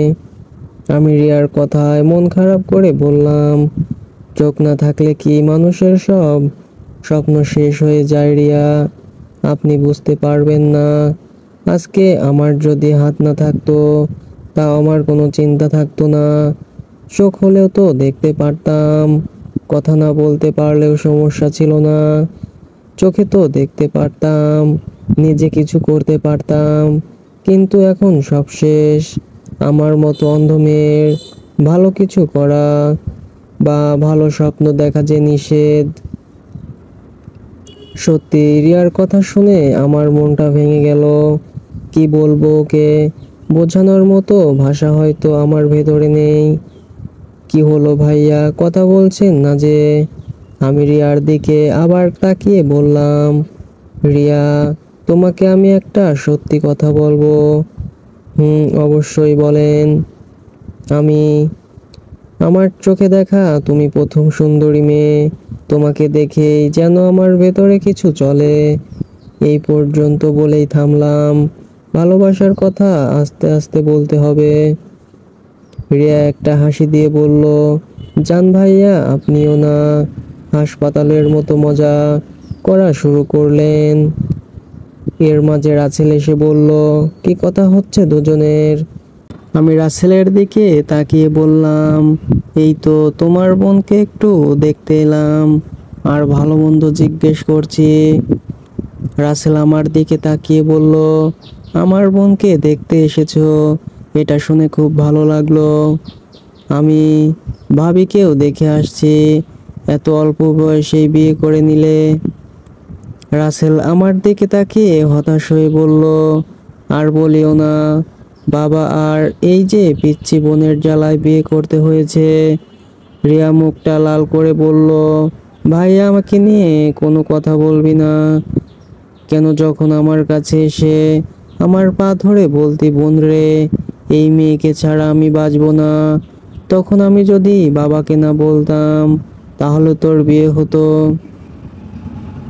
রিয়ার কথা শুনে আমি হাসতে হাসতে বললাম, প্রেমের রোগ বড় কঠিন রোগ, যাকে ধরে তাকে একেবারে জেলের ভেতরে ঢুকিয়েই ছাড়ে। রাসেল মুখটা কালো করে বলল, বিয়ে করে ফেঁসে গেছি জানো তুমি। না পারি কোনো মেয়ের দিকে তাকাতে, না পারি একটু মন মতো ঘুরতে। রিয়া রেগে বলল, দাঁড়া আমি ভাবিকে সব বলছি। তোর 12টা যদি না বাজাই আমি। ভাবিকে নিয়ে মজা করিস না। রাসেল ভয় পেয়ে বলল, তোর কাছে মাপ চাই বোন। লাদেন রিয়ার সাথে কথা শেষ করে আমার সাথে দেখা করে যাওয়া কেমন? আমি রাসেলের দিকে তাকিয়ে বললাম, এই শালা তো আবার কোনো কিছু জেনে গেল না তো। মনে হচ্ছে যেন আমার পিছন ছাড়বে না। আমি আবার রিয়াকে দেখতে লাগলাম। রাগ করলে ওকে বেশ ভালোই লাগে। রিয়া আচমকা বলল, কি ব্যাপার, আমার দিকে এভাবে তাকিয়ে আছেন কেন? আমি চোখ নামিয়ে মনে মনে বললাম, বাবা এই মেয়ে তো দেখি সব কিছু টের পায়, সাংঘাতিক মেয়ে দেখি। রিয়া আবার আমাকে প্রশ্ন করলো, কি হলো, কি চিন্তা করেন ভাইয়া? আমি, তুমি সব কিছু কিভাবে অনুভব করতে পারো? এসব আমার মাথায় ঢুকছে না, আর ঢুকতেও হবে না। আমি, রিয়া কালকে আমার সাথে বাইরে যাবে, তোমাকে ঘুরতে নিয়ে যাব। রিয়া হাসি মুখে বলল, না ভাইয়া ধন্যবাদ, বলেছেন এটাই অনেক বেশি। আমি রিয়াকে একটু জোর দিয়েই বলল, তুমি চিন্তা করিও না, সাথে আমার আপুও থাকবে। রিয়া মন খারাপ করে বলল, গেলেই বা আর কি হবে, আমি তো বাইরের আলো দেখতে পারি না। আমি এখন যেভাবে আমাকে অনুভব করলে না সেভাবে করবে, কিন্তু আমি, কেউ কিছু বলবে না। আমি আপুকে দিয়ে বলিয়ে নিব। তাহলে আপনার আপুকে আমাদের বাসায় পাঠাবেন। আমি, ওকে তাহলে কালকে আমরা ঘুরতে যাব ডান তো। আপনার কথা তো আর ফেলানো যায় না। আচ্ছা যান যাব। আমি একটা পার্সোনাল কথা বলবো রিয়া। আমার আবার পার্সোনাল কি আছে, বলুন কি জানতে চান? আমি, তোমার চোখের অপারেশন করলে ঠিক হবে না। হবে হয়তো, তবে ডাক্তার বলেছে আমি বড় হওয়ার আগ পর্যন্ত কিছুই করা যাবে না। আমি রিয়ার কথা শুনে বুঝে গেছি, তাই আর কোনো প্রশ্ন করলাম না। দেখি কালকে ওকে পটাতে পারি কিনা, তারপর আমার কাজ শুরু হবে। আমি, রিয়া আমি কি এখন যেতে পারি? ওমা আপনি যাবেন যান, আমার কাছ থেকে অনুমতি নিতে হবে কেন? আমি আপনাকে, মন খারাপ করে বললাম, এটা বলতে পারলে রিয়া তুমি? রিয়া একটা হাসি দিয়ে বলল, আরে মজা করলাম আপনার সাথে, আপনি এখন যেতে পারবেন না। আপনার সাথে আরো কিছুক্ষণ আড্ডা দিব, পরে যাবেন। আমি একটা হাসি দিয়ে বললাম, আর কি আড্ডা দিব বলো, আপনার সম্পর্কে কিছু বলুন। আমি, আমার পরিবারেই আমার কাছে সব। সে তো সবার ক্ষেত্রেই। আচ্ছা আপনার কোনো গার্লফ্রেন্ড নেই? সত্যি কথা বলতে হবে না। আর আমি জানি তানিয়ার সাথে খুব শীঘ্রই আমার ব্রেকআপ হবে। ওকে এখন আমার আর ভালো লাগে না একদম। আমি, নারিয়া তেমন কেউ নাই, আমার পছন্দ হয় না কাউকে। আচ্ছা তুমি কাউকে পছন্দ করো নাই? আমার সাথে তো বলছি না, কেউই কথা বলতে আসে না, আপনিই প্রথম। আমি, আমাকে ভালো লাগে রিয়া। রিয়া একটা হাসি দিয়ে বলল, জান ভাইয়া আপনিও না, মাঝে মাঝে এমন কিছু বলেন না। আমি একটা হাসি দিয়ে বললাম, তুমি খুব সুন্দর, তবে সেটা শুধু আমার কাছে। রিয়া মাথা চুলকাতে চুলকাতে বলল, এই কথার অর্থ বুঝলাম না। আমি কিছু কথা থাক, বুঝতে হবে না, তবে কালকে সব কিছু বুঝিয়ে দিব। আপনি মনে হয় পাগল টাগল হয়ে গেছেন। আগে আমার আম্মু এই কথা বলতো, এখন তুমিও এই কথা বললে রিয়া। রিয়া হাসতে হাসতে বলল, সরি, আমি তোমার হাসিটা খুব সুন্দর। রিয়া আমার দিকে বালিশ ছুঁড়ে বলল, যান তো আপনি, শুধু ফাজলামো করেন আমার সাথে। আমি আর কিছু বললাম না, যেতে যেতে বললাম, রিয়া নিজের খেয়াল রাখবে। রিয়া পিছন থেকে বলল, আপনারা তো চিন্তা করতে হবে না আমার জন্য। আমি আবার দাঁড়িয়ে বললাম, তোমাকে দেখার স্বাদ এই জন্মে আমার মিটবে না। মন চায় তোমার কাছে সব সময় বসে থাকি। রিয়া মুখ বালিশে গুজে বলল, এই ছেলে, তুমি যাবে এখান থেকে? শুধু উল্টা পাল্টা কথা বলো, ধুর, ভালো লাগে না। আমি রিয়ার কথা শুনে হাসতে লাগলাম। এর মাঝে ভাবি এসে বলল, কি ব্যাপার, দুজনের মাঝে তো দেখি খুব ভাব জমে উঠেছে। আমি একটু লজ্জা পেয়ে বললাম, ধুর ভাবি, কি যে বলেন আপনি, ধরা খেয়ে গেছি, কেন যে এসব বলতে গেলাম। ভাবি আমার দিকে তাকিয়ে হাসতে হাসতে বলল, এখন চলো আমার সাথে। আমি ভাবের দিকে তাকিয়ে বললাম, কোথায় ভাবি? তোমার ভাই তোমাকে ডাকছে। সব খুশি মন থেকে উধাও হয়ে গেল। এই রে, এখন বুঝি গেলাম। ভাবছিলাম রাসেলের সাথে দেখা না করেই চলে যাব, ভাবি তো আমাকে আরো ভাসিয়ে দিল। এখন কি সাহেব চলেন, নাকি রিয়ার সাথে আরো কথা বলবেন? আমি বোকা বোকা সুরে বললাম, ভাবি আপনি কি যে বলেন, না যান। ভাবি হাসছে। আমি ভাবের পেছন পেছন যেতে লাগলাম। ভেতরে গিয়ে দেখি রাসেল ফোনে কথা বলায় ব্যস্ত। আমাকে দেখে ফোনটা রেখে দিল। আমার দিকে তাকিয়ে বলল, তো কি খবর লাদেন, আজকাল দিনকাল যাচ্ছে তোমার? আমি ভেতরে ঢুকতে ঢুকতে বললাম, এই তো আলহামদুলিল্লাহ ভালো, তোমার? কোনো রকম। আচ্ছা, 2 দিন ধরে তোমার কোনো খোঁজ খবরই পেলাম না, কই ছিলে? আমি রাসেলকে কিছু বুঝতে না দিয়ে বললাম, এই তো ভাই, একটু অসুস্থ ছিলাম, তাই বাসা থেকে অল্প বের হয়েছি। রাসেল আমার কাছে এসে বলল, আমাকে ভাই বলতে হবে না। আমি রাসেল রুমের মাঝে হাঁটতে হাঁটতে বলল, জানো লাদেন, সেই দিন সিসিটিভির ক্যামেরায় খুনিকে দেখতে পেয়েছি। এটা তো শুনে তো আমার হাত পা কাঁপতে শুরু করলো। শেষমেশ বুঝি ধরাই পড়ে গেলাম, কিন্তু সিসি ক্যামেরা কোথায় থেকে এলো, মাথায় কিছু কাজ করছে না। কাপা কাপা সুরে ভাবের দিকে তাকিয়ে বললাম, ভাবি 1 গ্লাস পানি হবে? ভাবি আমার দিকে তাকিয়ে বলল, বসো তুমি, আমি আনছি।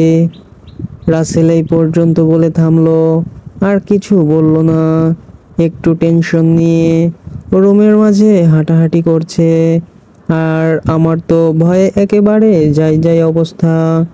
কোন রুম, কেন এরকম, এখান থেকে যেতে পারলেই হলো। প্রতিদিন নানা অজুহাত দিয়ে বেঁচে গেছি, তবে আজকে আমার আর রক্ষা নেই। ভাবের হাত থেকে পানিটা নিয়ে খেয়ে ফেললাম, তাও মনের ভেতরে ভয় কাটলো না। ভাবি গ্লাসটা নিয়ে বলল, আরো লাগবে ভাই? আমি ভাবের দিকে তাকিয়ে বললাম, না ভাবি, আর লাগবে না। রাসেল মন খারাপ করে বলল, জানো লাদেন, অপরাধীকে শুধু বের হবার সময় দেখা গেছে, তবে দুঃখের বিষয়, ওর মুখ দেখা যায় নাই। শুধু বাসা থেকে নিচে নামছে, এই পর্যন্তই দেখা গেছে। আর সবকিছু অন্ধকার। খুব চেষ্টা করছি ওকে দেখতে, কিন্তু পারলাম না। রাসেলের কথা শুনে মনের ভেতরে একটু সাহস এলো। যাক বাবা, বাঁচা গেল। এর সামনে আর পড়া যাবে না, শালা খুব চালাক। আমি ভয় কাটিয়ে রাসেলের দিকে তাকিয়ে বললাম, তার মানে অপরাধীকে আমরা ধরতে পারবো না? আমি তো মনে মনে অনেক খুশি হয়েছি, যা বলার বাহিরে। রাসেল চোখ বন্ধ করে বলল, হয়তো পারবো না, অপরাধী খুব চালাক, কোনো প্রমাণ রেখে যায় নাই। তবে আমি ওকে ছাড়বো না, যত সময় লাগে লাগুক, আমি ওকে খুঁজে বের করবই। আমি জানতাম এই শালা কখনো পিছু পা হবে না। তবে এই সময়ের ভেতরে আমি সব কিছু বুঝে নিব। তুই ধারা ধরার আগেই তো আমি রিয়াকে সব বলে দিব, দেখি সামনে কি হয়। ভাবে রাসেলের কাছে গিয়ে হাত ধরে বলল, এই এত চিন্তা করছো কেন? যা হয়েছে সব ভুলে যাও। আমি এবার ভাবির সাথে তাল মিলিয়ে বললাম, রাসেল ভাই, রিয়া এখন আর ওই সব চিন্তা করে না, ওর সামনে একদম এসব বলবেন না, যত পারেন ওকে খুশি রাখার চেষ্টা করবেন। রাসেল মন খারাপ করে বলল, ও আমার ছোট বোন হয়, আর আমি ওকে কিভাবে ছেড়ে দেই? আমি আপনি মনে মনে ওকে খুঁজবেন, যাতে কেউ বুঝতে না পারে আপনি অপরাধীকে খুঁজছেন। তাহলে আমার মনে হয় অপরাধীকে ধরতে পারবেন। ভাবি আমার দিকে তাকিয়ে, তুমি ঠিকই বলেছ। তবে একটা কথা কি জানো রাসেল, তোমার বোনের সাথে আজকাল ওর খুব ভাব জমে গেছে। ভাবি আমাকে দেখিয়ে বলল। রাসেল হাসতে হাসতে আমার দিকে তাকিয়ে বলল, তাই নাকি লাদেন? আমি একটু লজ্জা পেয়ে বললাম, তেমন কিছু না, আসলে আমার কাছে মনে হয়েছে রিয়া একটা ঘরের মাঝে আছে। সব সময় রিয়া কেমন যেন মন খারাপ করে থাকে, তাই আমি যতটুকু পারি খুশি করার চেষ্টা করি রিয়াকে। তুমি খুব ভালো করেছো, এটা শুনে বেশ ভালোই লাগলো। আমি তবে ওকে সব সময় খুশি রাখার চেষ্টা করবেন, তাহলে দেখবেন রিয়া আগের সব কিছু ভুলে গেছে। ভাবে আমার কাছে এসে আমার দিকে তাকিয়ে বলল, এই ছেলের মাথায় তো খুব বুদ্ধি দেখি। আমি ভাবের চোখের দিকে তাকিয়ে বললাম, আপনিও কিন্তু খুব সুন্দর ভাবে, আপনার মতো একটা বউ পেলে আমার জীবন ধন্য হতো। ভাবি হুট করে আমার কাছ থেকে দূরে চলে গেল। রাসেল আমার কাছে এসে বলল, খুব তো মেয়ে পাঠাতে পারো দেখি। আমিও মজা করে বললাম, আরে মিয়া, তুমি শুধু 1 ঘন্টার জন্য বাইরে যাও, তোমার বউকেও পটিয়ে নিব এর ভিতরে। ভাবি আমার কথা শুনে হাসতে হাসতে বলল, ভাই তুমি একটা জিনিস। রাসেলের বউয়ের একটা হাত জড়িয়ে ধরে বলল, ভাই এমন করিস না, আমার একটাই মাত্র বউ। আমি এবার রাসেলের দিকে তাকিয়ে বললাম, ভাবি হলো বড় বোনের সমান, আমি আমার বড় বোনকে যতটা সম্মান করি, তোমার বউকেও এতটা সম্মান করি। সো কোনো চিন্তা করতে হবে না। রাসেল চোখ বড় বড় করে আমার দিকে তাকিয়ে বলল, সত্যি ভাই তুমি অনেক ভালো, তোমার কোনো তুলনা হয় না। আচ্ছা, আমি তাহলে যাই, আর রিয়ার খেয়াল রাখবেন। রাসেল আমাকে আশ্বাস দিয়ে বলল, তোমার কোনো চিন্তা করতে হবে না, তবে খুব শীঘ্রই একটা খুশির খবর পাবা। আমি অবাক হয়ে বললাম, কি সেটা ভাই? এত পাগল হইও না, তবে এই বাসায় কোনো একটা অনুষ্ঠান হতে চলছে, সবার আগে তুমি দাওয়াত পাবে। আমি মাথা চুলকাতে চুলকাতে বললাম, কি জানি ভাই, তুমি মনে মনে কি চিন্তা করো। আচ্ছা সে যাই হোক, ভাবি আপনি একটু সাইডে আসেন, আপনার সাথে কিছু কথা আছে। রাসেল আমার দিকে তাকিয়ে বলল, কি ব্যাপার লাদেন, তোমার তো মিয়া নজর ভালো না। আমি মজা করে বললাম, নজর রাখো মিয়া, আজকে তোমার বউকে নিয়ে হানিমুনে যাব, তুমি মুখে আঙ্গুল চুষতে থাকো। ভাবি হাসতে হাসতে আমার কাছে আসলো। রুম থেকে বের হয়ে ভাবিকে বললাম, ভাবি একটা কাজ করে দিতে হবে। ভাবি হাসছে আর বলছে, রিয়াকে প্রপোজ করবে নাকি, এজন্য হেল্প করতে হবে। আমি মাথাটা নিচু করে বললাম, জান ভাবি আপনিও না, কি যে বলেন না মাঝে মাঝে। ভাবি আমার কথা শুনে হাসতে লাগলো। আমি আবার প্রশ্ন করলাম, ভাবি কালকে আমি রিয়াকে নিয়ে ঘুরতে যেতে চাই। ভাবি চোখ বড় বড় করে আমার দিকে তাকিয়ে বলল কি। আমি তাড়াতাড়ি বললাম, এত অবাক হওয়ার কি আছে, হ্যাঁ আমার সাথে আমার বড় বোনও যাবে। ও তাই বলো, আমি তো ভাবছিলাম। আমি ভাবিকে থামিয়ে বললাম, থাকার বলতে হবে না, আপনার মনে যে কি চলছে আমি খুব ভালো করেই বুঝতে পারছি। ভাবি একটা একটা হাসি দিয়ে বলল, সরি। আমি কালকে রিয়াকে বাসা থেকে বের হতে যেন কেউ বাধা না দেয়। আর আমি আপুকে পাঠাবো ওকে নেওয়ার জন্য। আরে যাও, তোমার এত চিন্তা করতে হবে না, সব হয়ে যাবে। আমি, আচ্ছা ভাবি আমি তাহলে গেলাম। সিঁড়ি দিয়ে নিচে নেমে দেখি আন্টি বসে বসে টিভি দেখছে। আমাকে দেখে বলল, কি বাবা চলে যাচ্ছ নাকি?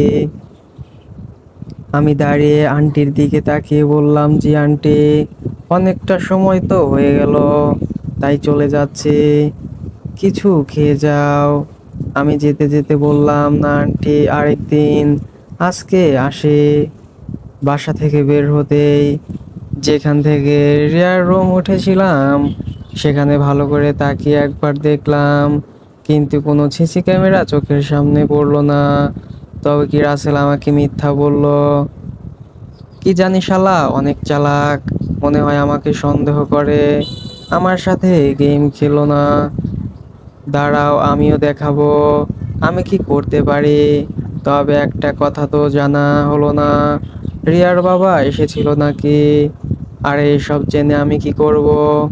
সরাসরি আমার রুমে চলে গেলাম। আম্মু পিছন থেকে বলল, খেয়ে যা। আমি বললাম পরে খাবো। যাই এবার আপুকে পটিয়ে আসি। আপুর রুমে গিয়ে দেখি আপু টেবিলে বসে পড়াশোনা করছে। বুঝি না মেয়েরা এত পড়াশোনা করে কি করে, শেষমেশ তো রান্না বান্না নিয়েই পড়ে থাকে। তাহলে এত পড়াশোনা করে কি হবে? আমি গিয়ে বিছানায় বসতেই আপু আড়াল চোখে আমাকে তাকিয়ে দেখলো একবার।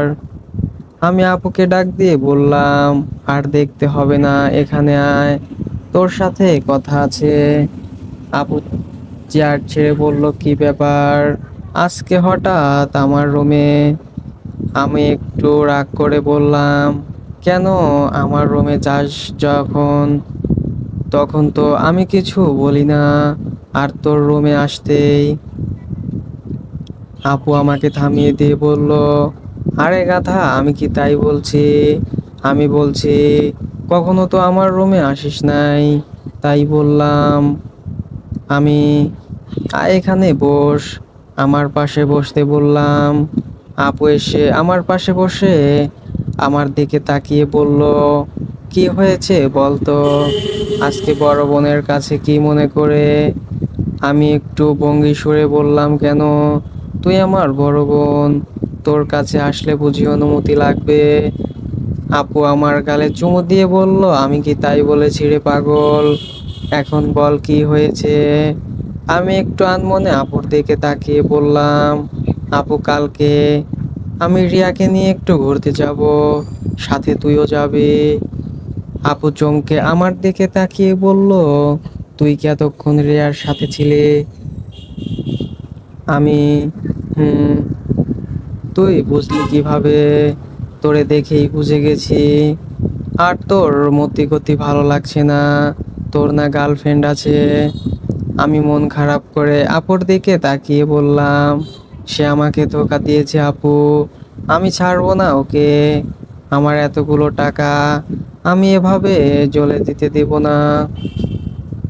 আপু আমার গালে একটা থাপ্পড় দিয়ে বলল, উল্টা পাল্টা কথা বলিস না, আর আমি জানি তানিয়া কতটা ভালো মেয়ে। আমি আর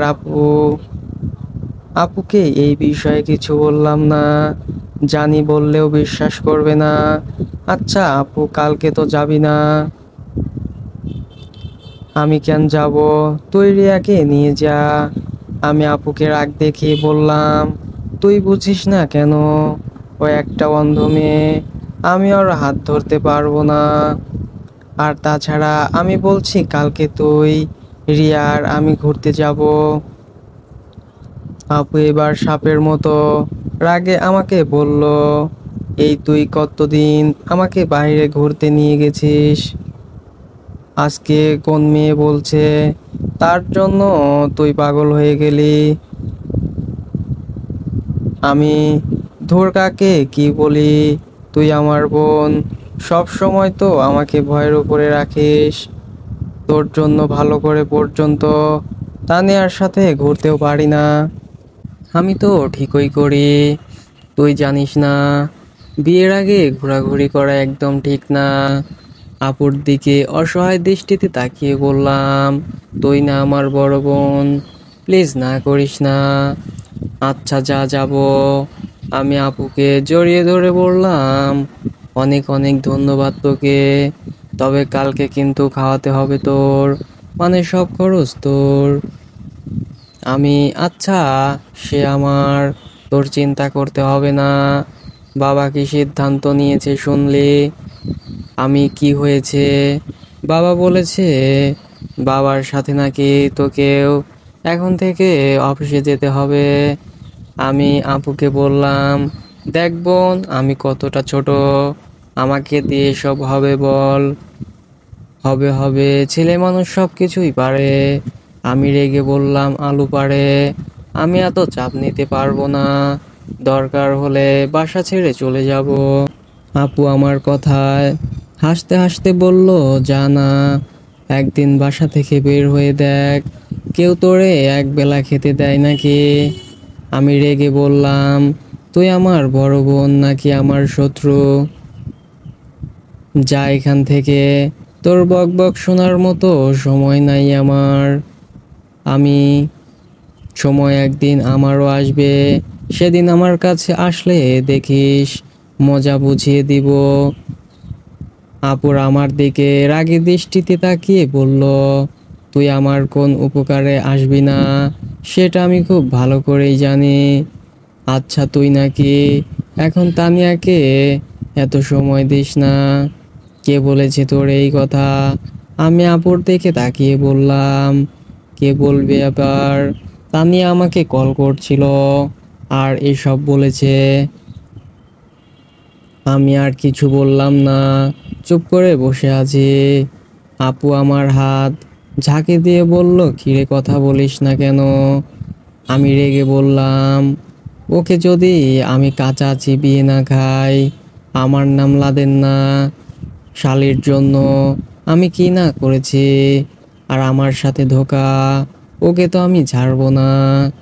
কি হয়েছে তাই বল, এত ঘুরিয়ে পেঁচিয়ে কথা বলিস না। বিছানা থেকে দাঁড়িয়ে বললাম, তোকে তবে আর তোকে বলে আর কি হবে, তুই তো আমার মনের দুঃখ বুঝলি না। আপুর রুম থেকে বের হয়ে গেলাম। আপু আমাকে পিছন ডেকে ডাকতে লাগলো, কিন্তু আমি তার আর দাঁড়ালাম না। বুঝি না আমার পরিবারের সবাই তানিয়ার মাঝে কি পেয়েছে, সবাই পর্যন্ত ওকে পছন্দ করে, কিভাবে যে কি করি মাথায় আসছে না। যাক, এত কিছু চিন্তা করতে হবে না, নইলে এমনি পাগল হয়ে যাব। সকালে রেডি হয়ে আপুর জন্য অপেক্ষা করছি। আপু একটু পর রুম থেকে বের হলো, তবে ওকে কালো শাড়িতে একেবারে সেই লাগছে, বলতে হবে না কার বোন। আপু আমার সামনে এসে বলল, লাদেন, কেমন লাগছে আমাকে?